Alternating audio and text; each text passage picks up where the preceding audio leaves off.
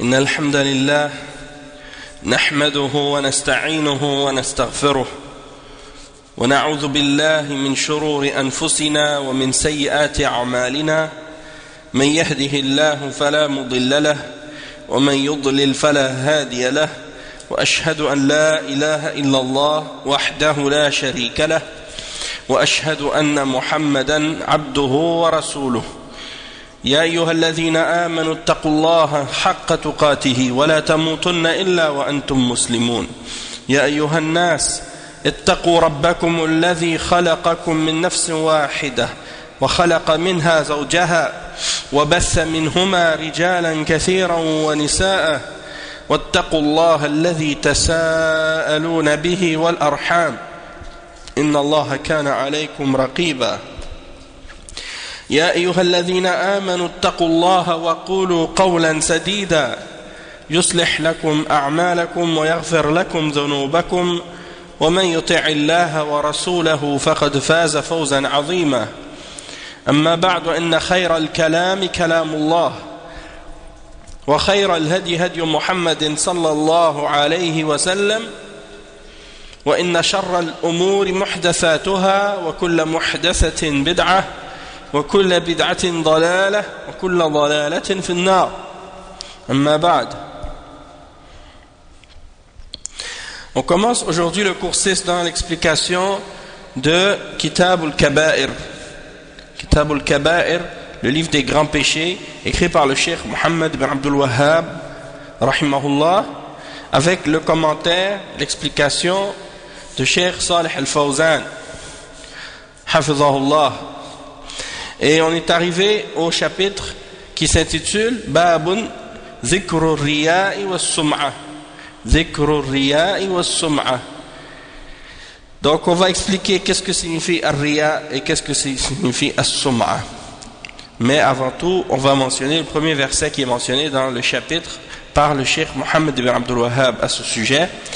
Il cite le verset 110 dans Surat Al-Kahf, dans lequel Allah subhanahu wa ta'ala dit فَمَنْ كَانَ يَرْجُو لِقَاءَ رَبِّهِ فَلْيَعْمَلْ عَمَلًا صَالِحًا وَلَا يُشْرِكْ بِعِبَادَةِ رَبِّهِ أَحَدًا. Donc c'est un verset dans lequel Allah subhanahu wa ta'ala dit ce qui signifie: quiconque donc espère en la rencontre de son Seigneur, alors qu'il fasse une bonne action et qu'il n'associe rien dans son adoration de son Seigneur, qu'il n'associe personne dans l'adoration qu'il fait pour son Seigneur, qu'il ne fasse pas de shirk avec lui dans l'adoration d'Allah subhanahu wa ta'ala. Donc, qu'est-ce que signifie Ar-Riya wa Sum'a? Bon, je ne vais pas l'expliquer maintenant, je vais laisser le cheikh l'expliquer, puis je vais traduire son explication. Le cheikh il dit: min al-kaba'ir الرياء والسمعة والرياء لما يرى من الأعمال والسمعة لما يسمع من الأقوال. Donc au dernier cours on a parlé de différents sujets. On a parlé de on était à Toronto la semaine passée, mais on a quand même profité pour faire les cours quand même. Donc on a fait Kitab Bab Zikr al-Ujb, al-Ujb. Puis on a fait Al-Kibr, Al-Kibr, Dhikr al-Kibri. Juste, donc avant de continuer dans l'explication, juste faire un retour sur les deux derniers cours, le cours 4 et le cours 5. Qu'est-ce qu'on avait dit par rapport à Al-Kibr? Qu'est-ce que c'est Al-Kibr? C'est l'ostentation. Non, c'est pas l'ostentation. Al-Kibr, Al-Riya, c'est l'ostentation. C'est le chapitre qu'on va faire aujourd'hui. Ça c'est l'ostentation. Mais Al-Kibr, et le frère il l'a dit, c'est comme l'orgueil, l'arrogance, la fierté. Ça c'est le sujet dont on a parlé, c'était le cours 4. Le cours 5 c'était Al-Ujb. Qui se souvient de qu'est-ce que c'est Al-Ujb?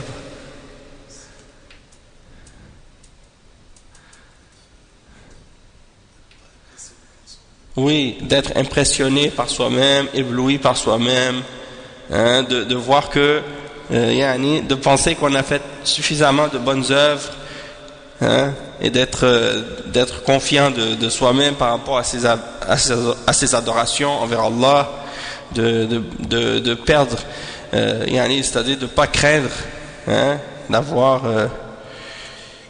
d'avoir l'idée que ça y est, on a été suffisamment droite. Non. Donc ça c'est les deux derniers chapitres. Donc le chapitre actuel c'est Babu Zikr al-Riya wa Sum'a. Le Cheikh Al-Fawzan il explique par rapport au verset, puis il explique la signification du titre. من الكبائر الرياء والسمعة والرياء لما يرى من الأعمال والسمعة لما يسمع من الأقوال فالرياء في الأعمال والسمعة في الأقوال. Donc il explique le titre. Premièrement, parmi les grands péchés il y a les deux péchés qui sont mentionnés par le Cheikh Mohammed ibn Abdul Wahhab qui sont al-riya'u wa as-sum'atu. Al-riya'u, c'est-à-dire l'ostentation. Qu'est-ce qui est visible de nos œuvres? Qu'est-ce que les gens peuvent voir de nos œuvres? Hein? C'est-à-dire quand tu fais des œuvres pour qu'elles soient vues par les gens. Al-riya. Et as-sum'atu, c'est par rapport à qu'est-ce qui est entendu de nos paroles. Donc, al-riya, c'est par rapport aux actions. Et as-sum'a, c'est l'équivalent de al-riya, mais pour qu'est-ce qui est entendu de nos œuvres. Donc on va donner des exemples de chaque cas. Le cheikh il dit ومن ذلك أن يتصدر أحدهم للوعظ أو الخطابة فيزوق كلامه ويأتي بفنون البلاغة حتى يثنى عليه أو يصلي النوافل ويتصدق وغير ذلك من أعمال الطاعات ووجوه البر وهو يحب أن يطلع عليه الناس ويثنوا عليه فإذا أحب أن يطلع عليه الناس ويثنوا عليه على عمله فقد دخل في باب الرياء الذي يحبط العمل. Le cheikh explique, il dit c'est comme quelqu'un par exemple qui fait des exhortations et des discours et qui embellit son discours et sa parole de façon exagérée et qui ramène toutes sortes de différentes formes d'éloquence pour que les gens lui fassent des éloges. Alaykoum salam wa rahmatullah. Ou bien il prie des nawafil, fait beaucoup de prières surérogatoires, ou il fait des sadaqat, il donne de l'argent, hein, des choses de ce genre, mais il le fait pour se faire voir et pour se faire entendre. Si c'est pour se faire voir, comme les actions qu'il fait, on dit que c'est ar-riya, c'est de l'ostentation. Si c'est pour les questions qui ont rapport avec le fait de se faire voir, comme la personne qui fait des discours, qui parle de la religion, ou bien qui récite le Coran avec une belle voix, on dit c'est as-sum'a. As-sum'a, c'est de vouloir se faire entendre et de réciter ou de lire ou de parler, hein, dans le but de se faire remarquer ou que les gens vont nous faire des éloges ou des choses comme ça. On appelle, hein, qu'est-ce qui est entendu, on appelle as-sum'a. Ensuite le cheikh il dit également la personne qui fait des prières surérogatoires, la personne qui donne des sadaqat, la personne qui fait toutes sortes de bonnes œuvres et qu'elle aime que les gens lui fassent des éloges dans ces choses-là et elle aime que les gens le voient pour que les gens le glorifient. Donc tout ça, ça rentre dans les catégories d'ostentation qui annulent les œuvres, qui détruisent les œuvres de quelqu'un. C'est-à-dire quand quelqu'un fait des actions pour cette raison-là, hein, pour se faire remarquer, pour se faire glorifier des gens, Allah subhanahu wa ta'ala va détruire la valeur de ces œuvres-là. Il ne va pas donner à la personne aucune récompense pour les actions qu'elle a faites. As-sum'a wal riya, les deux. Sum'a, c'est pourquoi? C'est ça, qu'est-ce qui est audible, qu'est-ce qu'on entend. Ça vient de sam'a. Sam'a, ça veut dire qu'est-ce qu'on entend, l'ouïe. Wa ar-riya, ça vient de ru'ya. Ça vient de ru'ya, ça veut dire la vue. Hein? Ça c'est audible. Quand tu vois quelqu'un qui exagère pour être trop éloquent et pour parler trop bien, pour se faire remarquer, pour dire ah lui il parle bien, hein, il est très éloquent, masha'Allah, hein, et il veut éblouir les gens, il veut se faire glorifier des gens. Donc il n'est pas éloquent pour Allah et il fait pas ça pour Allah, il fait ça pour les gens. Donc si c'est le cas, dans ce cas-là il n'aura aucune récompense auprès d'Allah. Non, ben est-ce que faire la prière c'est interdit? Non, c'est pas interdit. Mais si tu pries pour que les gens te voient, puis que tu pries parce que tu veux que les gens remarquent comment tu pries bien, tu dis ah lui il fait beaucoup de nawafil et il prie une prière très très longue et il récite des longs versets, machallah il récite beaucoup et il a l'air très très concentré dans sa prière. Si la personne elle fait ça dans le but que les gens remarquent ça, puis que les gens lui fassent des éloges dans ça, alors ça veut dire que elle n'aura aucune récompense. Si la personne, par exemple, elle est très très généreuse, chaque fois qu'elle a de l'argent, elle donne l'argent aux gens, elle aide les pauvres, elle aide les gens, elle donne l'argent à la mosquée, elle donne l'argent partout, elle aide. Mais elle fait pas ça pour plaire à Allah, elle fait ça pour que les gens disent oh lui il est généreux, ah ça c'est le plus généreux, hein. Si c'est pour ça qu'elle le fait, ça veut dire que c'est du riya, parce que là la personne elle n'aura pas la récompense pour avoir fait ça, parce qu'elle a fait ça pour que les gens voient. Le Cheikh il dit ومن السمعة أن يجهر بالذكر أو بتلاوة القرآن ويحسن صوته فيها من أجل أن يمدحه الناس ويثنوا عليه ويجتمع حوله ويصلوا خلفه فهذا ونحوه إنما حبطت أعمالهم بسبب حرصهم على جلب المديح لهم وثناء الناس عليهم وإعجابهم بما يصدر عنهم من أعمال لم تكن خالصة لوجه الله تعالى. Donc le Cheikh il dit parmi les exemples de qu'est-ce qu'on appelle as-sum'a, c'est le fait de réciter les invocations ou les rappels à haute voix, de faire le dhikr à haute voix, ou bien de réciter le Coran à haute voix pour se faire entendre et en embellissant notre voix, et qu'on le fait dans le but que les gens nous glorifient et nous fassent des éloges pour dire oh regarde comment sa voix elle est trop belle, hein? Oh lui il a trop une belle récitation, ah lui il a une belle voix. Donc si la personne fait ça pour que les gens disent ça, dans ce cas-là, ça c'est as-sum'a. Ou bien pour que les gens se réunissent autour de lui, pour que les gens viennent prier derrière lui, ou bien pour que il y a des choses de ce genre pour attirer les gens. Eh bien, si elle fait ça dans ce but-là, eh bien dans ce cas-là, ces œuvres ont été annulées, n'ont aucune valeur. C'est-à-dire ces œuvres-là dans lesquelles il y a l'ostentation, pas toutes ces œuvres au complet. C'est ça la différence entre quelqu'un qui fait le shirk et quelqu'un qui fait du riya.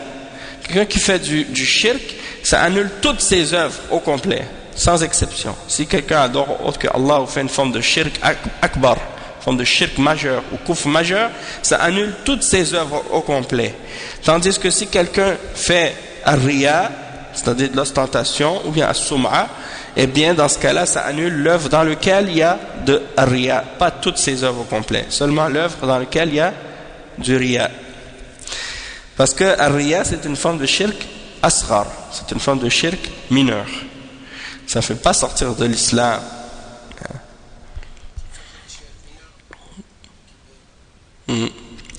Asghar.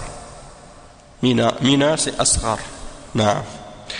Après, le cheikh il explique, il dit donc que les œuvres de cette personne qui fait des œuvres pour se faire voir, se faire entendre, attirer les gens, se faire glorifier, hein, pour que les gens lui fassent des éloges, hein, et bien ça, les œuvres de cette personne sont annulées, et elle le fait juste pour que les gens le remarquent, le voient, soient étonnés, soient éblouis, hein. Et il dit donc que ces œuvres-là n'ont pas été faites purement et sincèrement dans le but de rechercher le visage d'Allah, mais c'est fait pour chercher la glorification.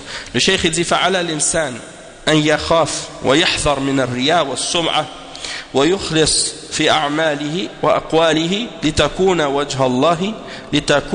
لوجه الله عز وجل. Donc l'homme, il doit faire des efforts, il doit craindre Allah subhanahu wa ta'ala, et il doit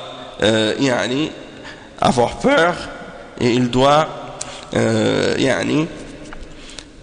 disons faire attention à tout ce qui a rapport avec l'ostentation, dans les choses qui sont visibles ou dans les choses qui sont audibles, et de faire en sorte qu'il purifie ses œuvres pour qu'elles soient purement pour Allah, ses œuvres et ses paroles, et pour qu'elles soient uniquement pour le visage d'Allah subhanahu wa ta'ala.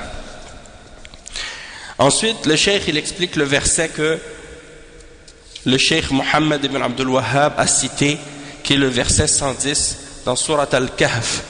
Allah subhanahu wa ta'ala dit فمن كان يرجو لقاء ربه فليعمل عملا صالحا ولا يشرك بعبادة ربه أحدا. Ce qui signifie, et quiconque espère en la rencontre de son Seigneur, alors qu'il fasse une œuvre qui est bonne et qu'il n'associe rien dans son adoration pour son Seigneur. Et donc il dit أول الآية قوله تعالى قل إنما أنا بشر مثلكم يوحى إلي.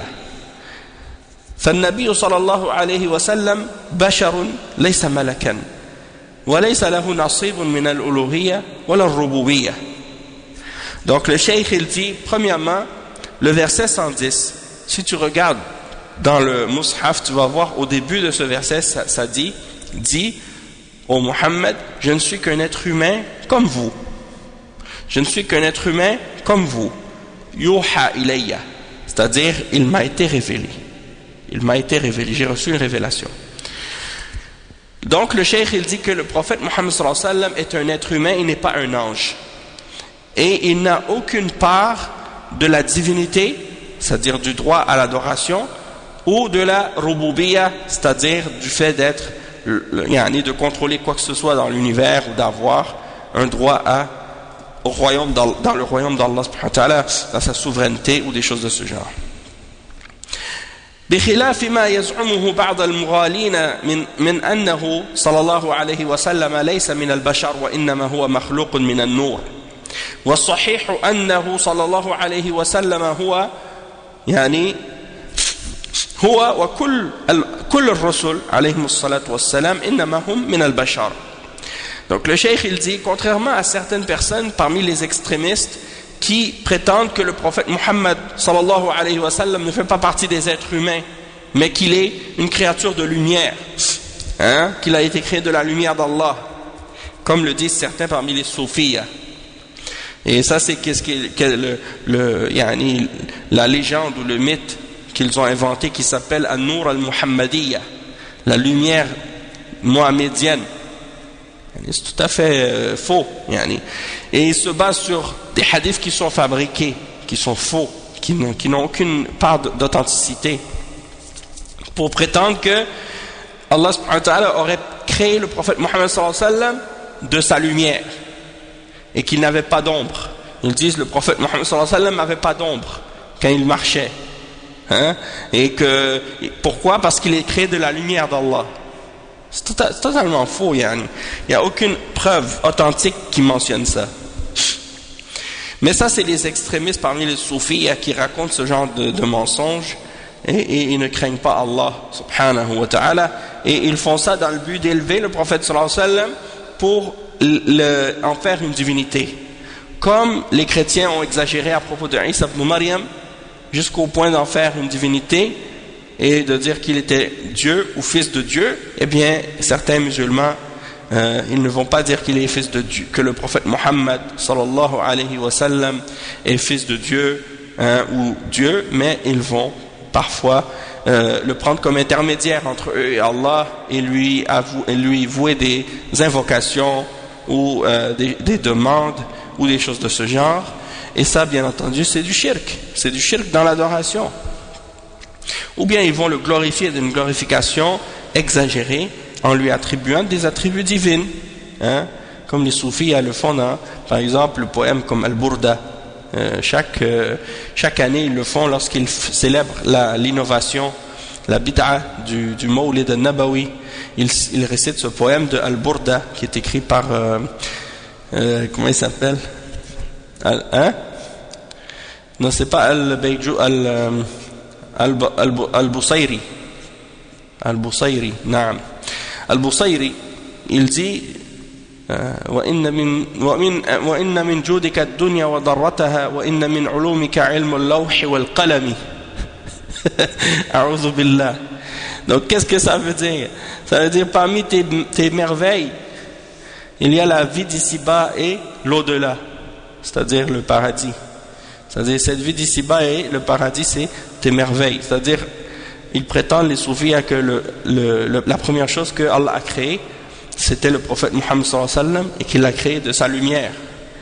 Et que tout le monde entier a été créé pour le prophète Muhammad sallallahu alayhi wa sallam. Donc ça, c'est des exemples de shirk. Et des exemples d'ignorance et de mensonges. Ouais, comme tu dis, la bid'a des Tijaniya, le dua al-Fatih, ou salat al-Fatih. Al-Fatih lima ughliq. Tayyib, il y a plein de bid'a comme ça. Et ça, c'est leur shirk qui s'appelle Tijani. Il a ramené cette prière. Il dit que c'est le prophète Muhammad sallallahu alayhi wa sallam qui lui a enseigné directement, en état d'éveil. Il lui est apparu puis lui a enseigné ça. Et il dit que la mention, il prétend que la mention de ce dua, de Salat al-Fatih, il équivaut à lire le Coran au complet, du début jusqu'à la fin, 6000 fois. Donc tu dis ce dua de Salat al-Fatih, c'est comme si tu avais récité le Coran 6000 fois. Allah al-Musta'an. Donc la meilleure façon d'écarter les gens du Coran, c'est de leur faire croire en ce genre d'idées. Quelqu'un il récite Salat al-Fatih, il dit j'ai la récompense d'avoir lu 6000 fois le Coran. Allah musta'an. Oui, il met sa parole au-dessus de la parole d'Allah. Ça c'est grave. Donc ça c'est un exemple. Puis donc c'est ça.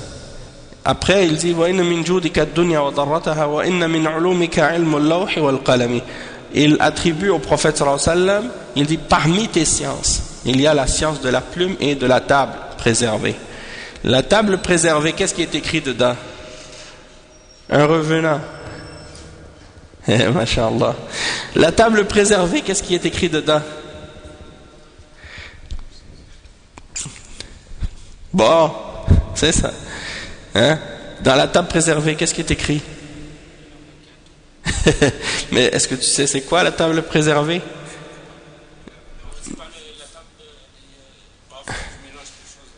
C'est pas le Coran. Non, non. Al-Lawh, Al-Mahfouz, c'est pas le Coran. Comme le frère Ali, il a dit, Al-Lawh, Al-Mahfouz, c'est la table où Allah subhanahu wa ta'ala a écrit la prédestinée de toutes choses jusqu'à la fin des temps. Ça s'appelle Al-Lawh Al-Mahfouz. Donc il dit, et parmi ta science, c'est-à-dire la science du prophète sallallahu alayhi wa sallam, il y a la science de la table préservée et de la plume. Et ça veut dire qu'il a la connaissance du ghaib, il a la connaissance de toutes choses. Ça c'est la connaissance d'Allah, c'est seulement Allah qui sait qu'est-ce qui est dans Al-Lawh Al-Mahfouz. Donc comment tu peux dire que ça c'est une partie de la connaissance du prophète sallallahu alayhi wa sallam? A'udhu billah. Donc ça c'est des exemples de shirk dans Al-Asma wa Sifat. Tu donnes au prophète sallallahu alayhi wa sallam une attribut divine, de connaître le ghaib, de connaître l'invisible, de connaître toutes choses. Ça c'est un exemple d'exagération, de rouleau, hein, d'extrémisme à propos de la croyance en le prophète Muhammad sallallahu alayhi wa sallam. Et dans le même poème ils disent يا أشرف الخلق من لي ألوذ من لي ألوذ به سواك يا أكرم الخلق من لي ألوذ به سواك عند الحادث العممي. C'est-à-dire, ô toi la plus noble des créatures, qui ai-je autre que toi, hein, en qui puis-je chercher refuge autre que toi lors de la grand événement? Hein? Et qu'est-ce qu'il dit par la suite, l'autre vers après, je le mémorise pas, mais il dit, si t'es pas là pour me prendre par la main ce jour-là, alors c'est sûr que mon pied va glisser, c'est-à-dire au jour de la résurrection. Il n'y a personne qui peut te sauver au jour de la résurrection excepté le prophète Mohammed sallallahu alayhi wa sallam, et il n'y a personne en qui tu dois chercher refuge excepté, qu'est-ce que j'ai dit? Il n'y a personne qui peut t'aider au jour de la résurrection excepté Allah subhanahu wa ta'ala. Le prophète Mohammed sallallahu alayhi wa sallam ne peut pas te sauver au jour de la résurrection. Le prophète sallallahu alayhi wa sallam a dit même à Aïcha, à Fatima radiallahu anha, à sa propre fille et à sa famille, hein, sauvez-vous vous-même, je ne peux rien faire pour vous contre Allah au jour de la résurrection. Hein? Et il a dit également, donc, il dit dans le poème que donc, si tu me prends pas par la main ce jour-là, je vais glisser. C'est pas en le prophète sallallahu alayhi wa sallam que tu dois chercher refuge, mais c'est en Allah seul. Donc ça c'est du shirk. Tout ça c'est du shirk. Si tu cherches refuge en autre que Allah, en le prophète Mohammed sallallahu alayhi wa sallam, ou un prophète, ou un homme saint, ou un pieux, ou un wali, ou peu importe, un ange, ça c'est du shirk. Donc le cheikh ici il explique, il dit que le prophète sallallahu alayhi wa sallam c'est juste un être humain, hein, comme tous les êtres humains, et tous les prophètes sont des êtres humains, hein. ومن أجل أن يفهموا عنهم ما يبلغون فما أرسل الله إلى الناس إلا بشرا مثلهم من أجل أن يفهموا عنهم ما يبلغون فهذه هي الحكمة من كون الرسل من الناس إلى البشر من البشر. Donc le cheikh il explique que Allah subhanahu wa ta'ala il a envoyé tous les messagers comme des êtres, c'était des êtres humains, pas des autres que des êtres humains, c'était pas des anges, c'était des êtres humains, et c'est des êtres humains comme eux, c'est-à-dire il a envoyé aux hommes des êtres humains comme eux, pour qu'ils puissent comprendre ce qui leur est transmis, hein? Et c'est ça donc la sagesse qu'il y a dans le fait qu'il a envoyé aux hommes des êtres humains comme messagers. Et c'est pour ça également que Allah subhanahu wa ta'ala dit à son prophète, il dit وَلِهَذَا قَالَ اللَّهُ تَعَالَى لِنَبِيِّهِ صلى الله عليه وسلم قُلْ إِنَّمَا أَنَا بَشَرٌ مِثْلُكُمْ وهذا من رحمة الله تعالى أن أرسل إلينا بشرا مثلنا ويتألم كما نتألم ويجوع كما نجوع ونحو ذلك من الصفات التي تكون في طبيعة البشر وفي هذا رد على الذين يغلون في الرسول صلى الله عليه وسلم. Donc il dit parmi les exemples donc du fait que Allah subhanahu wa ta'ala dit à son prophète, ô Muhammad, dis aux hommes, je ne suis qu'un être humain comme vous.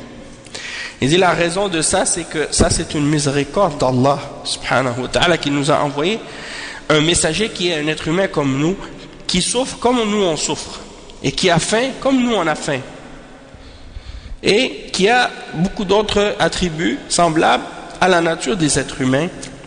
Et il y a dans ça une réfutation de ceux qui sont extrémistes et qui exagèrent à propos du messager d'Allah sallallahu alayhi wa sallam. Il dit ensuite وَقَوْلُهُ يُوحَى إِلَيَّ وَهَذَا مِنَ الْفَارِقِ بَيْنَنَا وَبَيْنَ الرَّسُولِ صلى الله عليه وسلم. Et ensuite Allah il mentionne c'est quoi la différence, c'est quoi la distinction entre le prophète sallallahu alayhi wa sallam et le reste des êtres humains. Yuha ilayya, c'est-à-dire on m'a révélé une révélation, c'est ça qui me distingue des autres, mais sinon dans le reste je suis un être humain comme tout le monde. Mais la distinction entre moi et vous, c'est que on m'a révélé quelque chose, j'ai reçu une révélation. حيث أن الرسول صلى الله عليه وسلم يوحى إليه من الله جل وعلا ويبلغنا ما يوحيه الله إليه ومما أوحي إليه من وحدانيته أنما إلهكم إله واحد.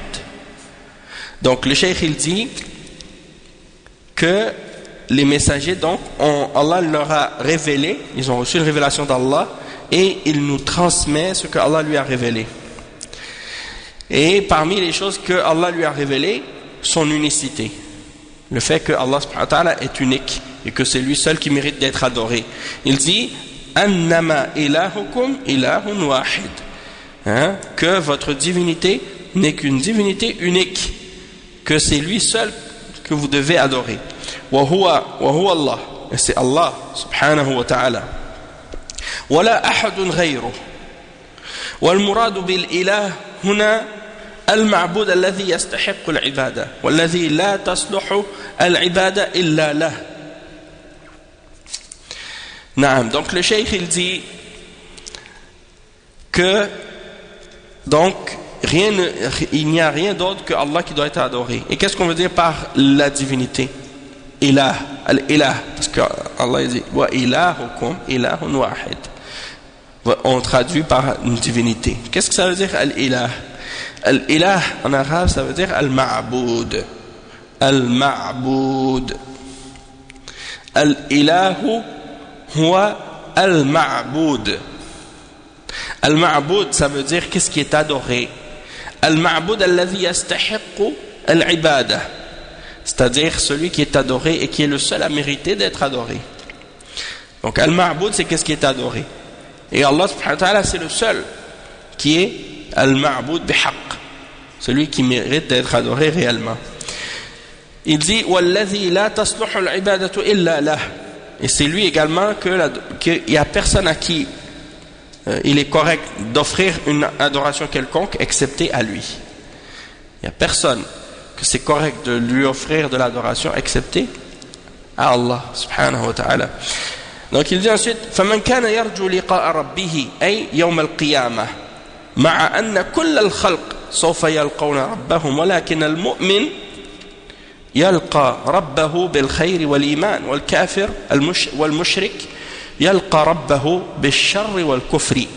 Donc le cheikh il dit ensuite dans le verset Allah subhanahu wa ta'ala dit فَمَنْ كَانَ يَرْجُو لِقَاءَ رَبِّهِ, c'est-à-dire et donc quiconque espère en la rencontre de son Seigneur. Il dit au jour de la résurrection, malgré que toutes les créatures vont rencontrer leur Seigneur, mais il y a une différence entre la rencontre du croyant de son Seigneur et la rencontre du mécréant ou du mushrik de son Seigneur. Et il dit le croyant il va rencontrer son Seigneur dans la foi et le bien, tandis que le mécréant et le mushrik, l'associateur, il va rencontrer son Seigneur dans le mal et dans la mécréance.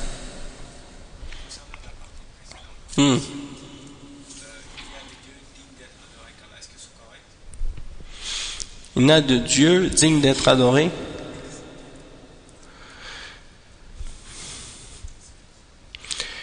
La ilaha illallah. Les ulama disent il n'y a rien qui mérite d'être adoré excepté Allah. Si tu dis il n'y a de Dieu qui mérite d'être adoré excepté Allah, c'est correct. Parce que il y a des divinités, il y a des dieux qui sont adorés par les hommes, mais parmi tout ce qui est adoré par les êtres humains, que ce soit Allah subhanahu wa ta'ala ou les autres divinités, il n'y a que Allah qui mérite réellement cette adoration-là. Toutes les autres choses que les êtres humains adorent dans l'univers, toute autre chose qui est adorée par les êtres humains autre que Allah subhanahu wa ta'ala ne mérite pas l'adoration.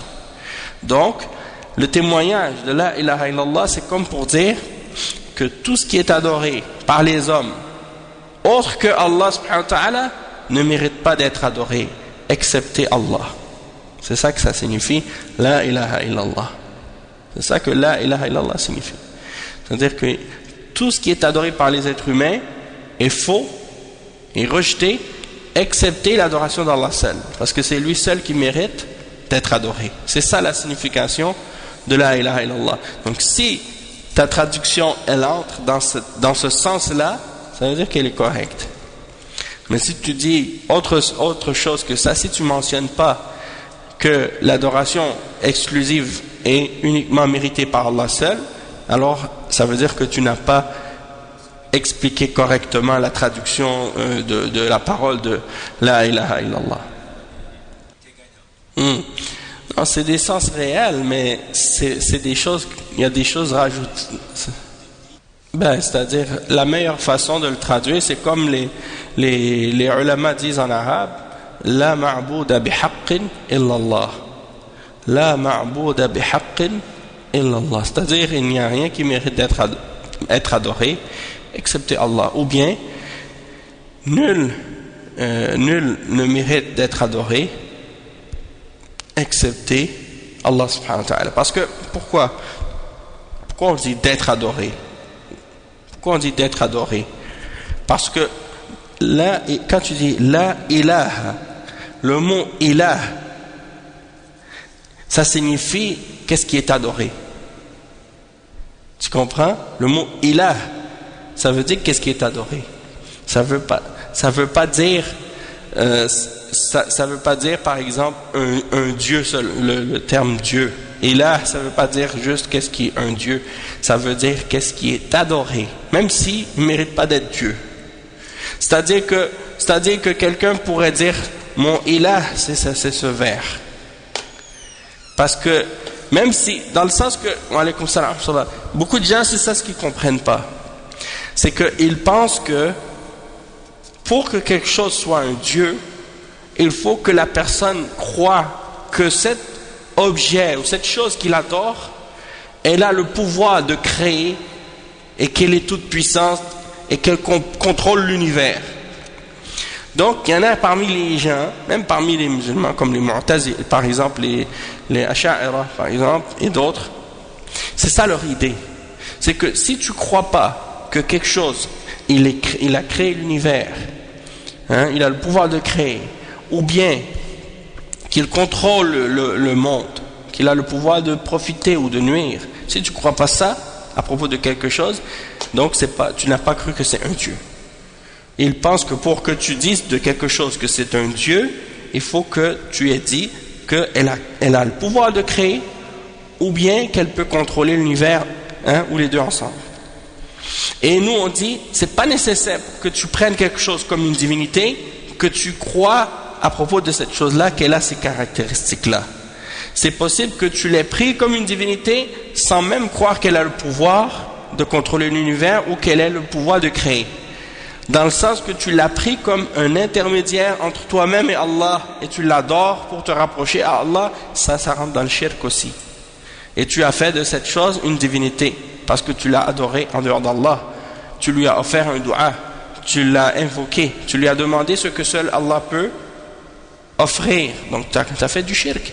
Tu en as fait une divinité, tu l'as mis à égalité avec Allah dans l'adoration. Parce que le droit de l'adoration, c'est quelque chose qui est exclusif à Allah seul. Et que si tu le partages avec une créature, tu la mets à égalité avec Allah dans ce cas-là, donc tu en as fait une divinité.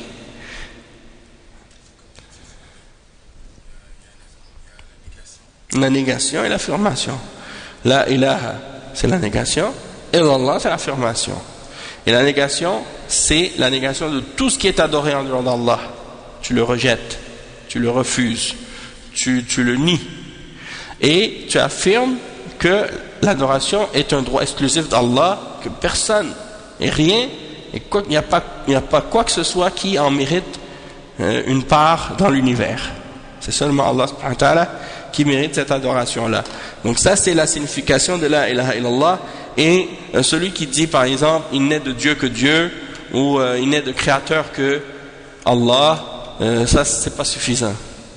Celui qui dit la signification de la ilaha illallah, ça veut dire il n'y a pas de créateur excepté Allah, il n'y a pas de maître excepté Allah, ça c'est pas suffisant, c'est pas complet. Parce que même les mouchriquins de Quraysh croyaient que Allah c'est le seul créateur et le seul maître. Et pourtant ils adoraient d'autres avec Allah, ils faisaient du shirk. Et Allah les a appelés mouchriquins. Donc ça c'est important de comprendre la signification de ce témoignage et de bien le transmettre, de bien le traduire lorsqu'on le traduit en français pour justement que le vrai sens en ressorte. Non pas comme les Quburiyin et les Asha'ira et d'autres parmi les gens qui n'ont pas compris le tawhid, ils pensent que le tawhid c'est juste d'affirmer que Dieu est unique et que c'est lui seul qui est le créateur.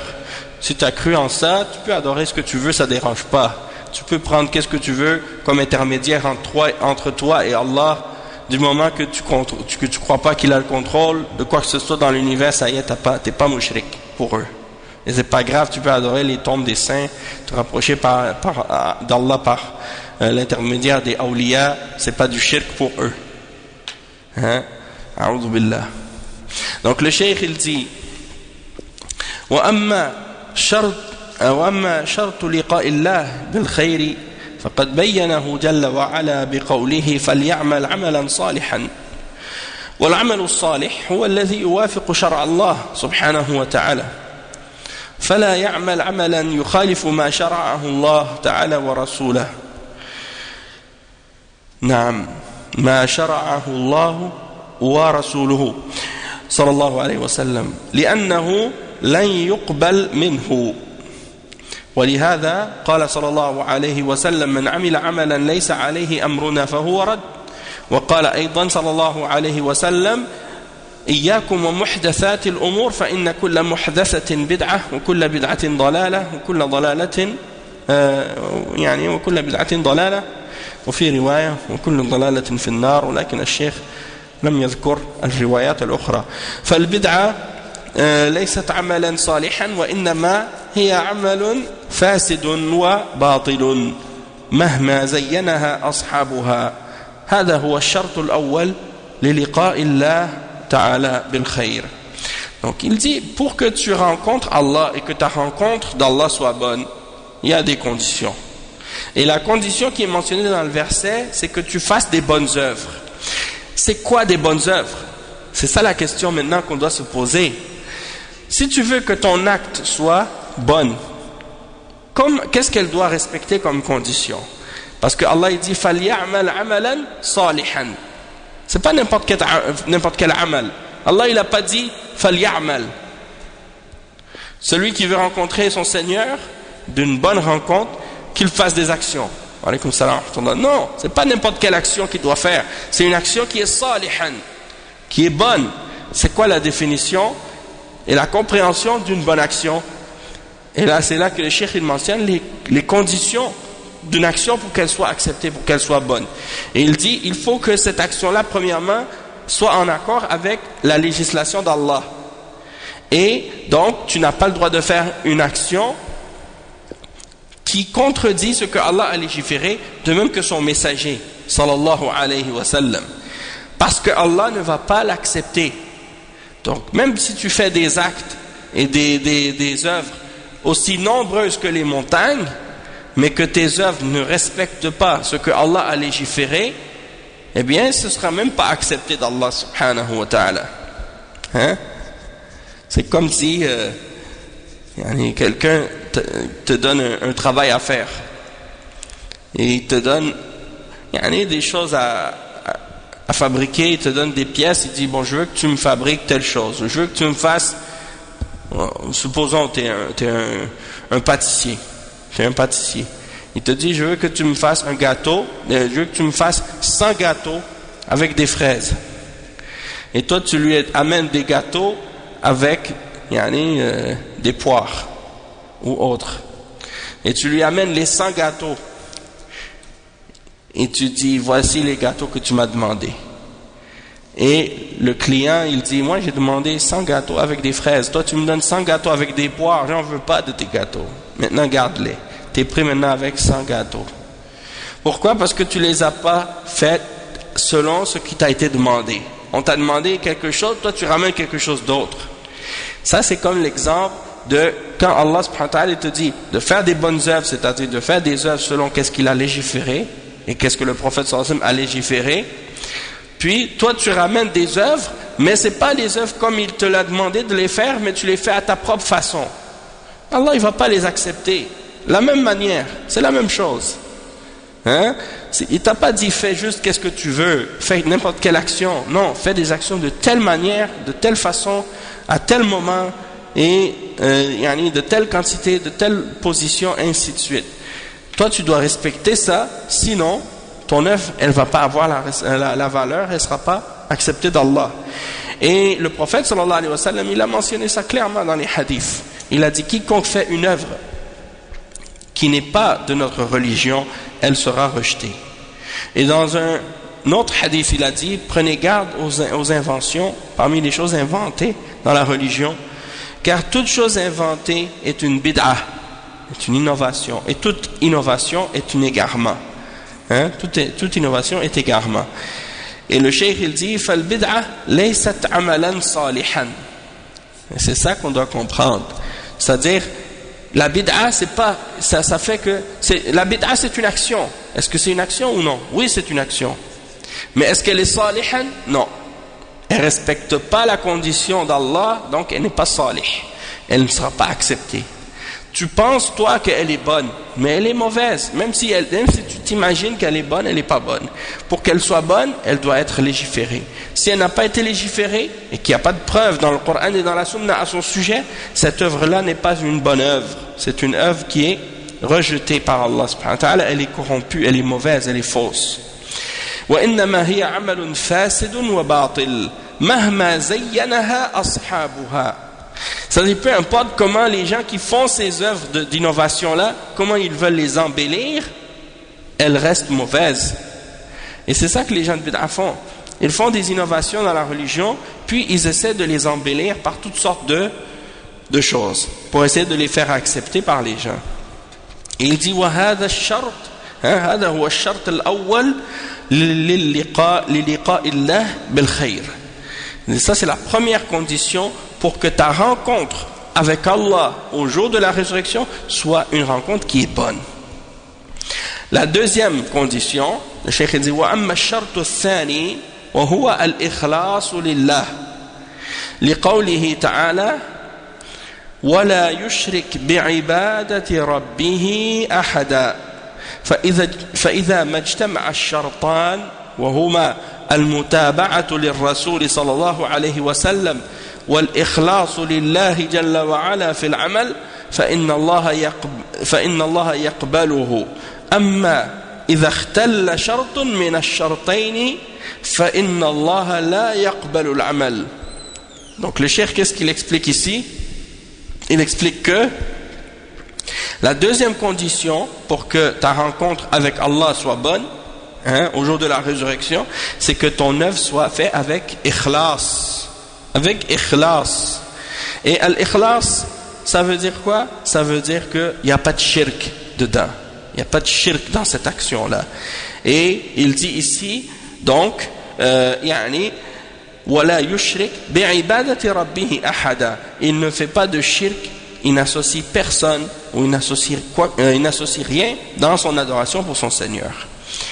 Et le shirk, c'est soit un shirk majeur ou un shirk mineur.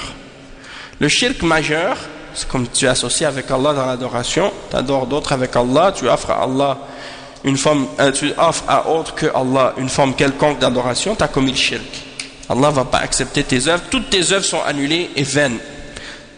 Et comme il dit, Allah subhanahu wa ta'ala dit dans le Coran, le verset إنه من يشرك بالله فقد حبط عمله ومن يشرك بالله فقد حبط عمله وهو في الآخرة من الخاسرين.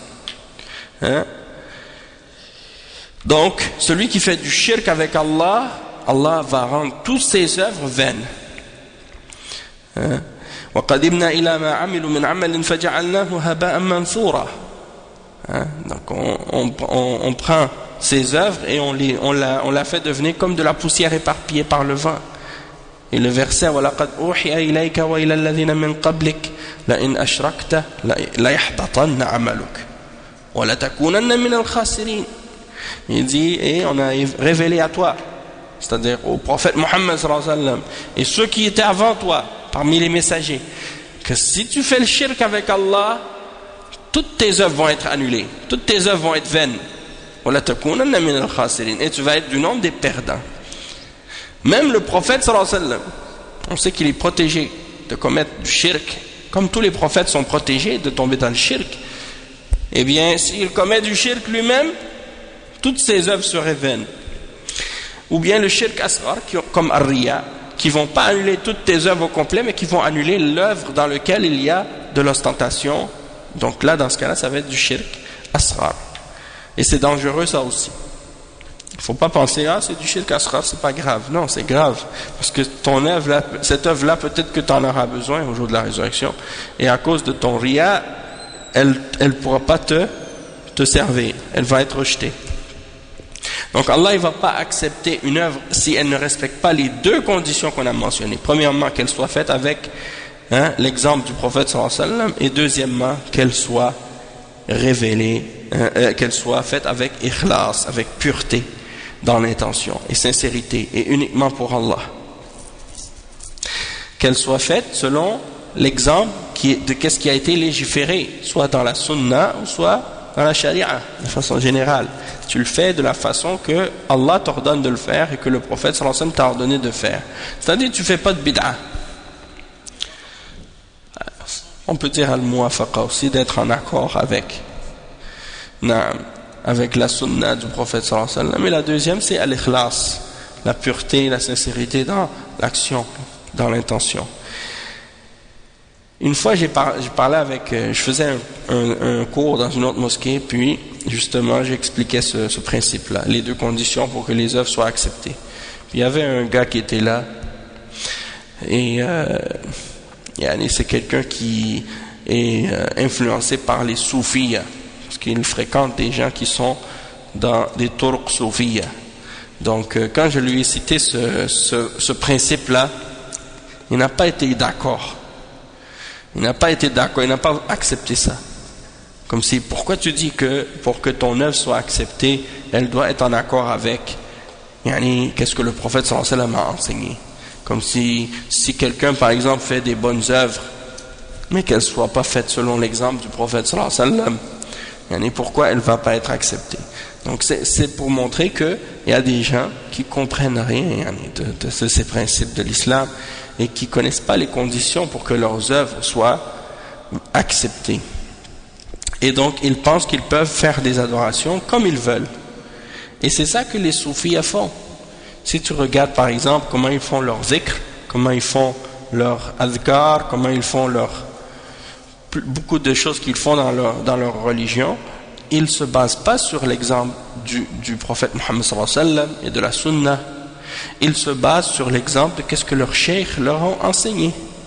Et si le cheikh il l'a dit ou il l'a fait, c'est suffisant pour eux, pour savoir que c'est correct de le faire pour eux. Et ils ne vont pas essayer de savoir, chercher, de dire au cheikh, par exemple, cheikh, c'est quoi ton dalil? Le dalil pour eux, c'est le cheikh. C'est pas le Coran et la Sunna. Le dalil, c'est le cheikh. Tu vas voir un soufi, il va jamais demander à son cheikh, c'est quoi ta preuve, ya cheikh? C'est-à-dire, sur quoi tu te bases comme preuve du Coran et de la Sunna pour supporter ou justifier la parole ou l'action que tu as mentionnée.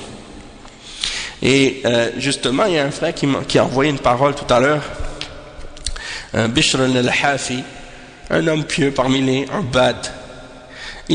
On lui a demandé comment tu te sens, et il a dit Ahmad Allahu ilayk, Alhamdulillah, Ahmad Allah ilayk, ana bi khair, ou quelque chose comme ça.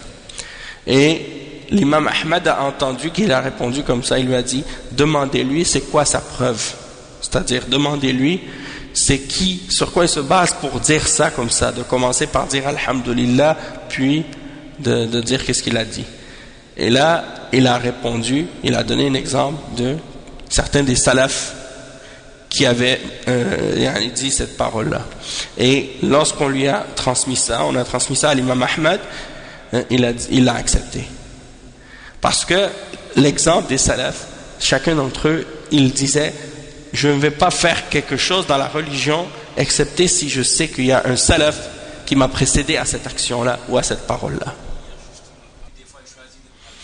Mais Cheikh Al-Albani, et ça c'est le principe également parmi les principes des salafs, c'est que si tu as une preuve du Coran ou de la Sunna authentique, ça a précédence sur la parole ou les actions des Sahaba.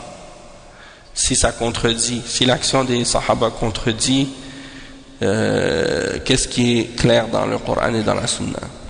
Donc lui, il va donner précédence probablement à ça par rapport à ce qu'on a parlé hier au sujet du Tarawih, comme tu dis. Mais ça, bon, c'est une question, disons, il y a cette divergence-là entre certains ulama, donc c'est un autre sujet. Non, c'est possible, Allahu a'lam. Il faudrait ramener des exemples plus concrets pour voir chaque cas, comme là tu as donné un exemple, mais bon, il faudrait voir d'autres cas comme tu as dit, mais bon, on pourra le faire plus tard, Inch'Allah, ou à un autre moment. Entre-temps, c'est juste pour faire comprendre que ton œuvre, il faut qu'elle respecte les conditions, qu'elle soit en accord avec la Sunna et qu'elle soit faite avec ikhlas. Et ces deux conditions-là, elles doivent être ensemble. Tu ne peux pas les séparer. Si tu les sépares, l'action ne va pas être acceptée. C'est-à-dire, tu peux faire une action puis tu es très sincère. Tu le fais juste pour Allah. Mais elle n'est pas légiférée. Elle est en contradiction de la Sunna. Elle n'est pas légiférée. Elle ne fait pas partie de l'exemple du prophète sallallahu alayhi wa sallam. Donc, même si tu es la personne la plus sincère au monde, cette œuvre-là, Allah ne va pas l'accepter. Et il y en a des gens qui mélangent comme ça. Ils disent, ah, mais lui, il est sincère. Il fait ça pour Allah. Il fait ça pour Allah, mais il ne fait pas selon l'exemple du prophète sallallahu alayhi wa sallam. Donc Allah ne va pas l'accepter, même s'il est sincère. Et l'autre, il fait 100% selon l'exemple du prophète sallallahu alayhi wa sallam, mais il n'est pas sincère.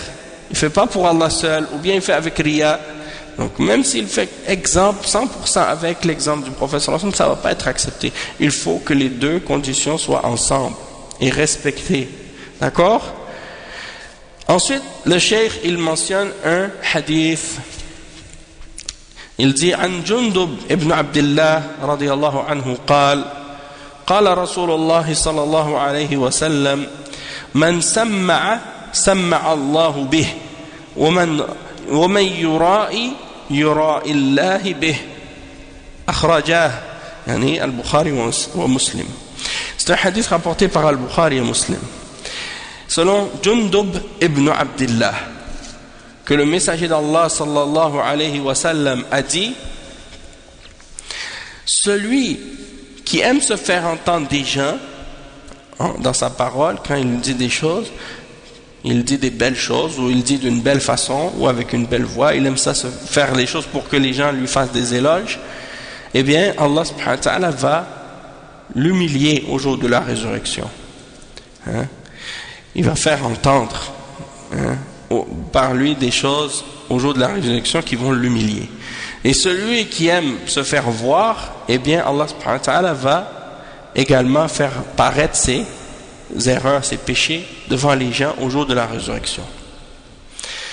Ça c'est expliqué par la suite par le cheikh Muhammad ibn Abdul Wahhab. Il dit قيل معنى من سمع سمع الله به أي فضحه يوم القيامة فضحه يوم القيامة ومعنى من يرائي أي من أظهر العمل الصالح للناس ليعظم أو ليعظم عندهم أو ليعظم عندهم يرائي به الله يرائي به الله قيل معناه إظهار سريرته للناس.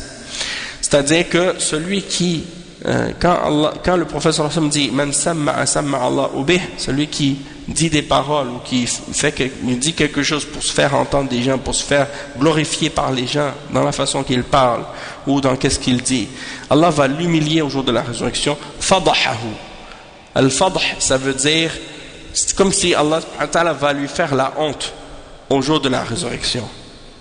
Al-fadiha, c'est ça que ça veut dire. Al-fadiha, ça veut dire Allah il va lui faire honte, il va faire entendre au jour de la résurrection ce qui va l'humilier en lui faisant honte au jour de la résurrection. Et il dit وَمَعْنَا مَنْ يُرَائِ, c'est-à-dire celui qui fait des actes par ostentation pour se montrer aux gens, pour que les gens le glorifient et le respectent, eh bien Allah subhanahu wa ta'ala va faire voir par lui, c'est-à-dire il va montrer aux gens la réalité de ce qu'il cachait, de son être. C'est son intérieur. Il va le montrer aux gens. Et le cheikh il dit قوله صلى الله عليه وسلم من سمع أي أحب أن يسمع الناس قراءته وذكره لله عز وجل والسمعة مشتقة من السماع لأنه تتعلق بحاسة السمع وأما الرؤيا فهو يتعلق بحاسة البصر.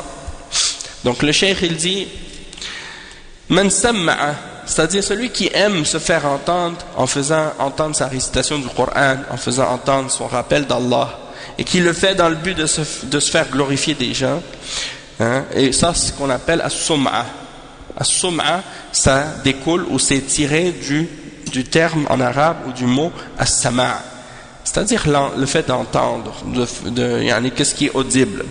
Et il dit ça c'est relié au sens de l'ouïe. C'est relié au sens de l'ouïe, as-sama'. Tandis que ar-riya, c'est relié au sens de la vue. Donc ar-ru'ya ou al-basar, la vue. Et le cheikh il dit قوله صلى الله عليه وسلم من سمع سمع الله به أي شهره أي ملأ أسماع الناس بالثناء عليه في الدنيا ويفضحه يوم القيامة بمن طوى عليه من خبث السريرة فحقره وصغره. Donc il dit celui qui aime se faire entendre des gens, eh bien le prophète sallallahu alayhi wa sallam il dit dans ce cas-là Allah subhanahu wa ta'ala va faire entendre par lui, c'est-à-dire il va faire en sorte que les gens l'écoutent et l'entendent pour lui faire des éloges dans la vie d'ici-bas, parce que c'est ça son objectif, c'est ça son but, que les gens l'entendent, que les gens le remarquent, que les gens lui glorifient. Donc il va faire que ça se produise, puis au jour de la résurrection il va l'humilier en faisant paraître aux gens la laideur de qu'est-ce qu'il a à l'intérieur de lui. Et donc ça va faire en sorte qu'il va être humilié et qu'il va être méprisé et diminué par les gens. Il dit وقد جاء في الحديث أن رسول الله صلى الله عليه وسلم قال إن أخوف ما أخاف عليكم الشرك الأصغر قال وما الشرك الأصغر يا رسول الله قال الرياء يقول الله عز وجل لهم يوم القيامة إذا جزى الناس بأعمالهم اذهبوا إلى الذين كنتم تراءون في الدنيا فانظروا هل تجدون عندهم جزاء. Donc le cheikh il dit dans le hadith il est mentionné également dans un autre hadith que le prophète sallallahu alayhi wa sallam a dit ce que je crains le plus pour vous au jour de la résurrection c'est le petit shirk ou le shirk mineur. Les gens ont dit oh messager d'Allah, qu'est-ce que le shirk mineur? Il a dit c'est l'ostentation, al-riya, le fait de faire des œuvres pour se faire voir. C'est-à-dire que Allah va dire au jour de la résurrection à ceux qui ont fait des œuvres pour se faire glorifier par les gens, lorsque Allah va être en train de récompenser et de rétribuer chaque personne pour ses œuvres, et ceux qui ont fait le bien, il va les récompenser par le bien. Ceux qui ont fait du riya, qui ont fait des œuvres pour se faire glorifier des hommes, ils vont aller voir Allah subhanahu wa ta'ala, ils vont chercher leur récompense auprès d'Allah. Allah subhanahu wa ta'ala va leur dire allez vers ceux pour qui vous faisiez vos œuvres, vous montriez dans la vie d'ici-bas, et regardez, voyez s'ils vont, si vous allez trouver auprès d'eux une récompense quelconque. Allez vers ceux vers qui vous cherchiez les éloges dans la vie d'ici-bas, ceux pour qui vous faisiez les bonnes œuvres, vous vous montriez devant eux, et regardez si vous allez retrouver chez eux une récompense quelconque. C'est-à-dire, allez chercher votre récompense chez ces personnes-là, au lieu de faire les actions pour moi, vous les faisiez pour eux. Alors, allez leur demander à eux de vous récompenser aujourd'hui. Et bien entendu, ils ne peuvent pas. Et il dit, c'est rapporté par l'imam Ahmad, ce hadith, selon Mahmoud ibn Labid, radiyallahu anhu. Il dit, le cheikh ensuite, فيفهم من هذا أن المرائي يفضح يوم القيامة أمام الخلائق بعد أن كان في الدنيا يتستر بأعماله التي لم يكن يقصد بها وجه الله.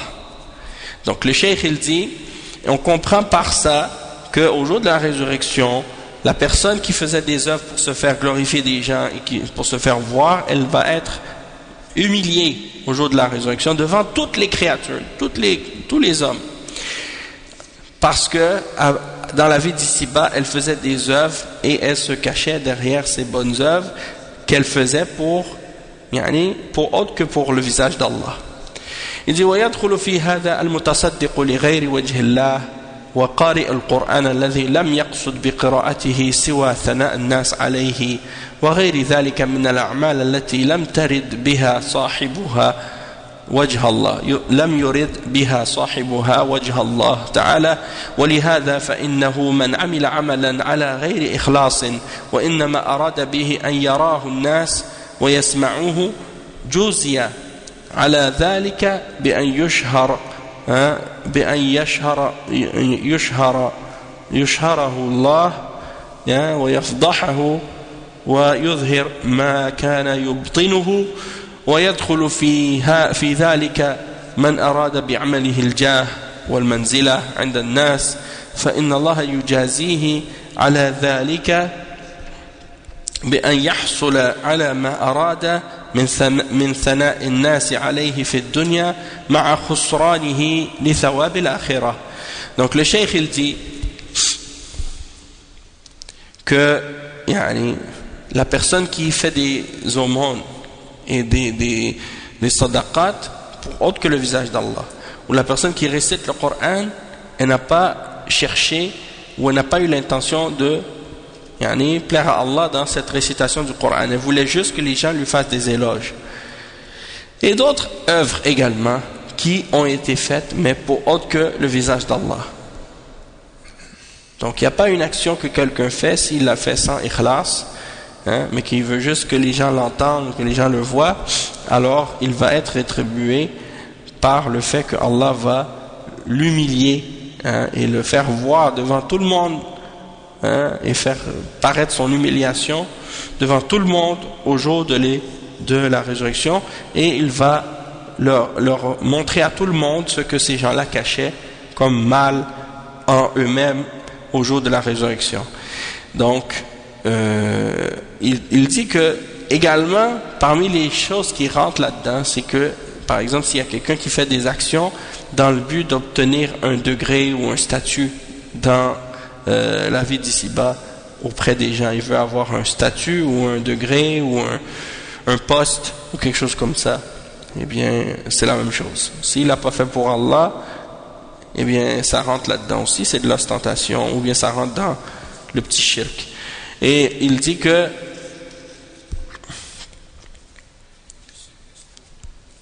il dit qu'il va perdre la récompense de l'au-delà, et il va il va pas avoir de récompense parce qu'il a fait ça juste pour avoir la glorification des hommes. Non, parce que quand on dit par exemple que quelqu'un a fait l'ostentation, qu'il n'aura pas la récompense pour l'œuvre qu'il a fait, ça veut dire qu'il a fait un péché. Les ulama ils disent que un péché que Allah subhanahu wa ta'ala a appelé shirk, c'est plus grave qu'un péché qui n'a pas été appelé shirk. Même si c'est une forme de shirk mineur, c'est quand même un péché très grave. C'est-à-dire que c'est ça. Si la personne, elle fait des œuvres qui sont pour Allah subhanahu wa ta'ala, elle les fait pour autre que Allah subhanahu wa ta'ala, pour se faire entendre, pour se faire voir, ça c'est shirk asghar. Mais si c'est des affaires de la dunya et qu'elle le fait pas, elle le fait pour la dunya, ça dépend. Des fois ça rentre pas nécessairement dans le shirk asghar. Si quelqu'un fait des actions de la dunya pour la dunya, il n'a pas de récompense, mais ça ne veut pas dire qu'il va être puni pour ça. Comme par exemple quelqu'un fait un travail de la dunya, par exemple je sais pas moi, quelqu'un il est forgeron, ou bien il est menuisier, ou il fait son travail pour avoir son salaire de la dunya. Ça c'est pas quelque chose de la religion, tu vois. Donc il va pas être puni pour ça, parce qu'il fait son travail pour avoir son salaire. Bon, ça c'est une bonne question. La question de si tu es en train de faire un acte d'adoration. Et puis, quand tu commences ton acte d'adoration, ton acte, tu le fais avec ikhlas au début. Puis, pendant que tu es en train de faire l'adoration, le riya, il rentre. Hein? Le riya, il rentre dans ton action. Qu'est-ce qui arrive dans ce cas-là? Les ulama, ils ont dit, dans ce cas-là, tu dois faire ton effort pour repousser le riya et pour purifier ton intention au moment où le riya apparaît, ou commence à apparaître. D'accord? Et dans ce cas-là, si tu le repousses, ton action sera valable, sera bonne.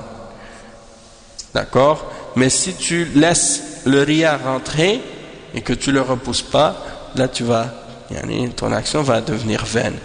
Aussi, si tu commences l'adoration déjà en partant avec le riya à la base, là ça veut dire que l'œuvre va être complètement batil.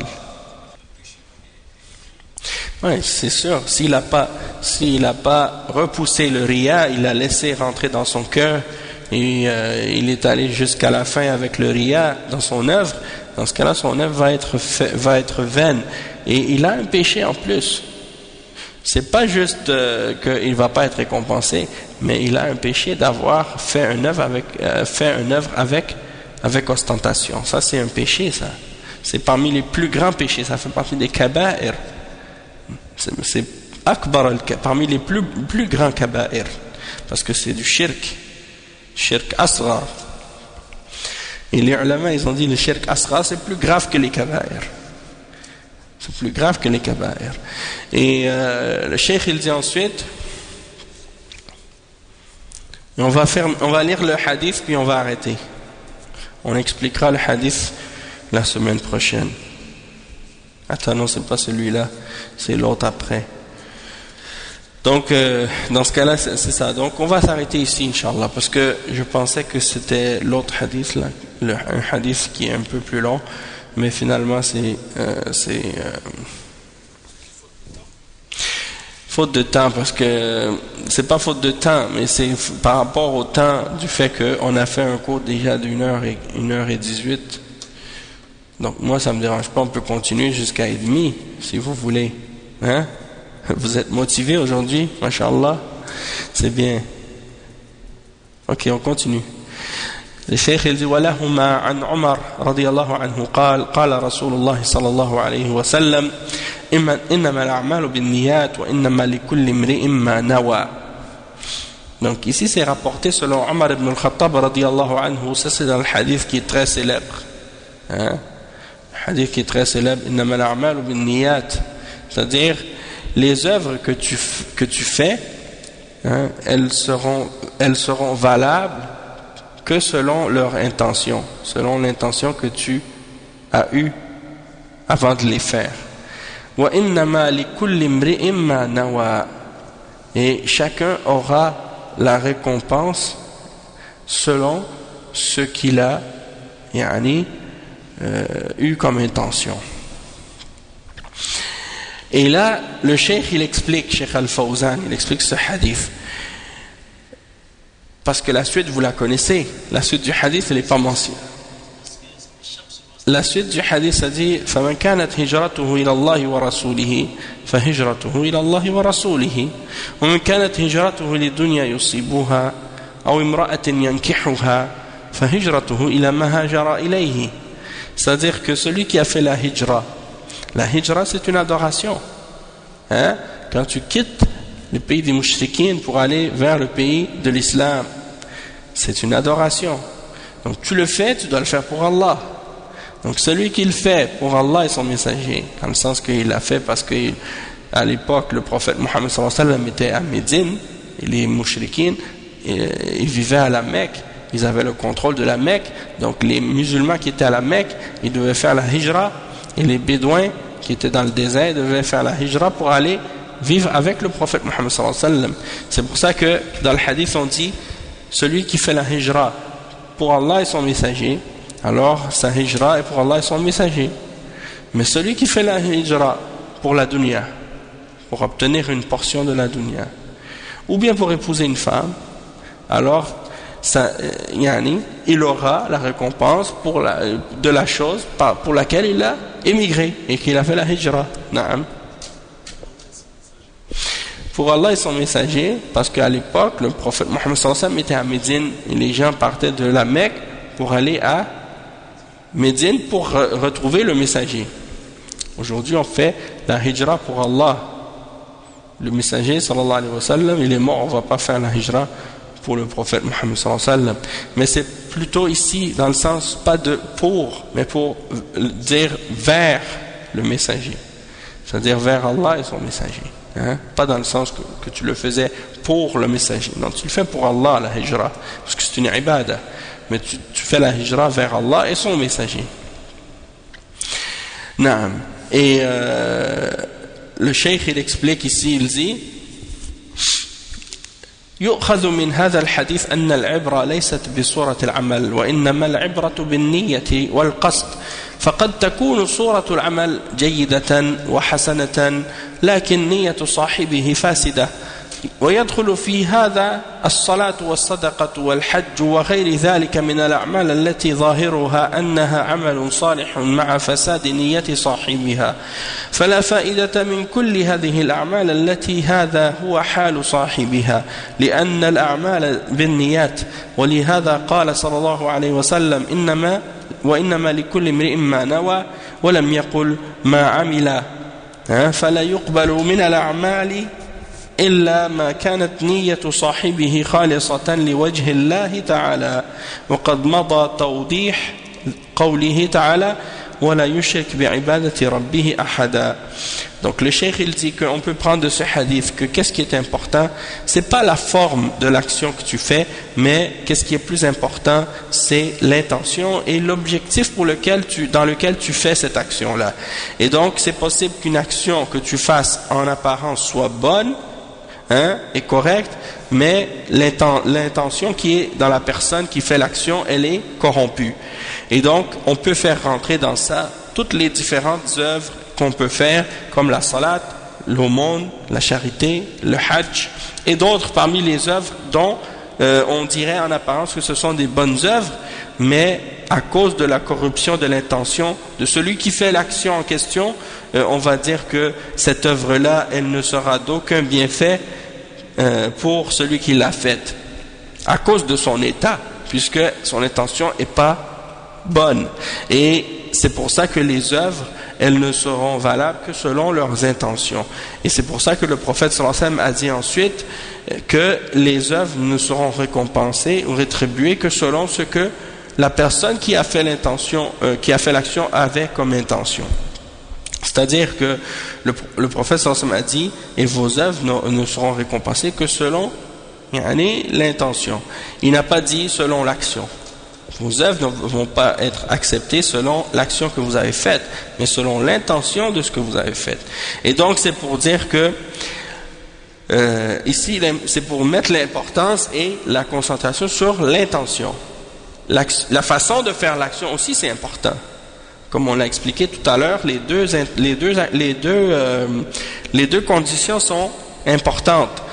De faire en sorte que ton action soit en accord avec la charia et la sunna, ça c'est une condition, et de le faire avec une intention qui est sincère pour Allah, ça aussi c'est une condition.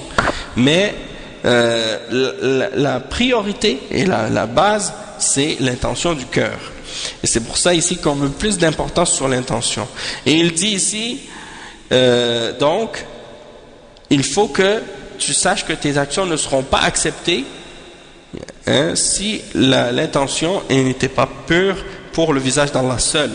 Et on a mentionné plus tôt comment Allah a blâmé la personne qui fait des œuvres et qu'il y a du shirk dans ses œuvres. Il a dit, et donc qu'il n'y ait pas de shirk, ou que tu n'associes personne avec, ou rien avec ton Seigneur dans son adoration. Il dit وسبب هذا الحديث أن رجلا هاجر إلى المدينة والهجرة عمل صالح ولكن هذا الرجل هاجر من أجل أن يتزوج امرأة يقال لها أم قيس فهو قد هاجر من أجل الزواج منها ولهذا قال صلى الله عليه وسلم إنما الأعمال بالنيات وإنما لكل امرئ ما نوى فمن كانت هجرته إلى الله ورسوله فهجرته إلى الله ورسوله إلى آخر الحديث أي يقصد بها الله ورسوله فهي مقبولة ومن كانت هجرته لدنيا يصيبها أو امرأة ينكحها فهجرته إلى ما هاجر إليه فهي ليست لله وإنما هي للمال أو لأجل الزواج من المرأة التي هاجر إليها. Donc il dit le cheikh que ce hadith là c'est à propos d'un homme qui a fait la hijra vers la ville de Médine. Et on sait que la hijra c'est une bonne action, mais la personne en question elle avait fait la hijra pas pour Allah subhanahu wa ta'ala et pour la religion, mais elle a fait la hijra pour pouvoir épouser une femme qui avait fait la hijra elle aussi, qui s'appelait Qais. Donc il voulait se marier avec elle. Alors qu'est-ce qu'il a fait? Il est parti à Médine pour pouvoir se marier, pas pour la hijra. Et c'est pour ça que le prophète sallallahu alayhi wa sallam a parlé de l'intention en disant que les œuvres ne valent que selon leurs intentions, hein? Et que chacun aura l'intention de ce qu'il a, la récompense de son action selon l'intention qu'il avait lorsqu'il a eu l'intention de faire ce qu'il a fait. Et donc sa hijra, elle va pas être vers Allah et son messager, mais elle va être la chose pour laquelle il a fait la hijra. Et donc si elle est faite pour Allah et son messager, elle sera acceptée. Mais si elle n'était pas faite pour Allah subhanahu wa ta'ala, que c'était faite pour l'argent ou pour une femme, hein, eh bien dans ce cas-là il n'aura pas la récompense d'Allah.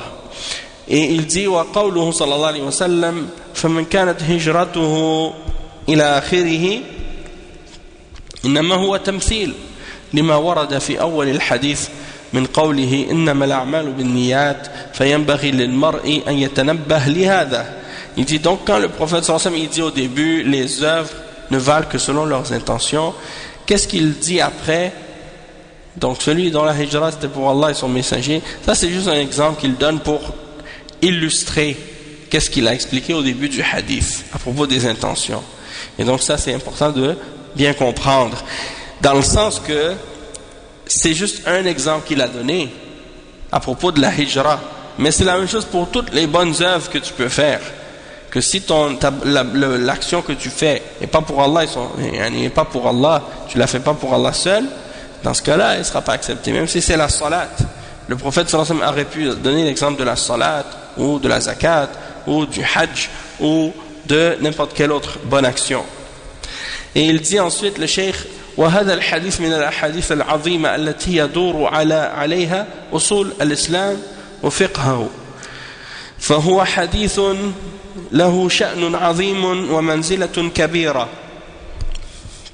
عند العلماء ولهذا فقد تناولوه بكثير من الشروح والتعليقات النافعة ويكتبونه في مقدمة مؤلفاتهم تذكيرا. Il dit ce hadith fait partie des grands hadiths de l'islam sur lesquels se tiennent ou tournent autour les fondements de l'islam et la compréhension de l'islam. Et donc c'est un grand hadith et il a un statut très élevé, ce hadith, chez les ulama. Et c'est pour ça que tu trouves que les ulama prennent beaucoup de temps pour l'expliquer, le clarifier et écrire des commentaires à son sujet et ainsi de suite, qui sont très bénéfiques. Et en même temps aussi tu vois que plusieurs savants ont mis ce hadith-là en introduction de leur livre. Hey, Sahih al-Bukhari, le premier hadith dans al-Bukhari c'est إنما الأعمال بالنيات. Et نعم, al-Arba'un al-Nawawiyya, les 40 hadiths de l'imam al-Nawawi, le premier hadith إنما الأعمال بالنيات. Quel autre encore? Hein? Umdatul Ahkam. Umdatul Ahkam, c'est pas ça? Oui, c'est ça. إنما الأعمال بالنيات. Donc il y a beaucoup de livres. Taysir al-Alam, c'est le sharh de Umdat al-Ahkam. Naam. Ici, on a le sharh ici de Ibn Daqiq al-Eid, Ihkam al-Ahkam. C'est le sharh de Umdat al-Ahkam. il commence le premier hadith, al-hadith al-awwal, kitab al-tahara, innama al-a'malu bin-niyat. Premier hadith. Mais donc c'est ça. C'est sûr que c'est pas tous les livres, mais beaucoup de livres, les savants ont commencé par ce hadith-là. C'est le chapitre dans Umdatul Ahkam, le premier chapitre, c'est Kitab al-Tahara, la purification. Puis il commence par Innama al-a'malu bin-niyat, comme tu dis, pour purifier. Avant de parler de la purification du cœur, du corps, tu commences par la purification du cœur en purifiant tes œuvres, de shirk, parce que ça c'est plus important que la purification du corps. Et il dit, et on va terminer avec le hadith, le dernier hadith, ou bien on pourrait s'arrêter ici même. Oui, là je pense qu'on va s'arrêter. Puis on continuera la semaine prochaine, Inch'Allah, on va s'arrêter à ce grand hadith, qui est le hadith, il y a des gens qui font des œuvres, puis qui sont jetés en enfer parce qu'ils n'avaient pas la bonne intention. Donc, c'est ça, on va s'arrêter ici. Subhanakallah wa bihamdika ashhadu an la ilaha illa anta astaghfiruka wa atubu ilayk. Wa sallallahu wa sallam ala nabiyyina Muhammad wa ala alihi wa sahbihi ajma'in. Wassalamu alaykum wa rahmatullahi wa barakatuh.